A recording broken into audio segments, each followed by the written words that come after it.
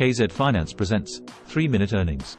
Goldman Sachs, one of the largest U.S. investment banks, released an important quarterly earnings report on July 19, 2023, before the market opened.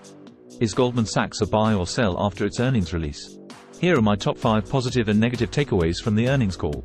Starting with my positive takeaways. 1. Resilient performance in challenging environment.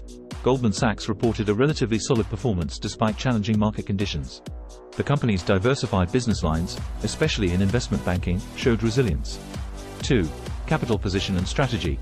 The firm emphasized its strong capital position and commitment to returning capital to shareholders. They noted their flexibility to deploy capital for both client service and shareholder returns. 3. Transaction banking potential. Goldman Sachs expressed optimism about its transaction banking business, with a focus on growing relationships and capturing more payment activity from clients. They highlighted opportunities, especially in the financial sponsor segment. 4. Asset and wealth management growth. The company discussed growth prospects in its asset and wealth management segment, especially in private banking and lending. They are looking to expand relationships and lending activities in this area. 5. Strategic reduction of legacy assets. Goldman Sachs is actively working on reducing legacy on-balance sheet investments and is making significant progress toward its targets. 5. This reduction is expected to have a positive impact on its capital position. Moving on to my negative takeaways. 1. Lower investment banking revenues.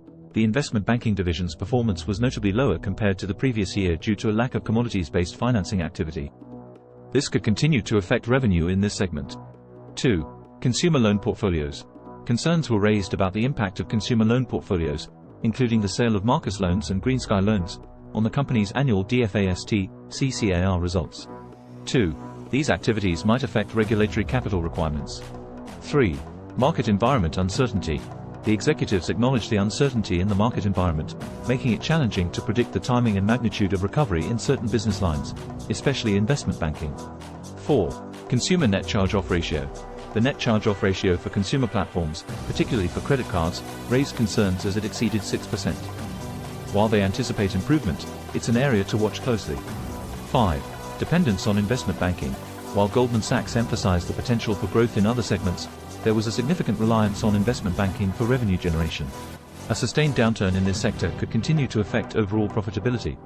Overall, my outlook for the company, based on the earnings call, falls around a 6 on a scale from 1 to 10.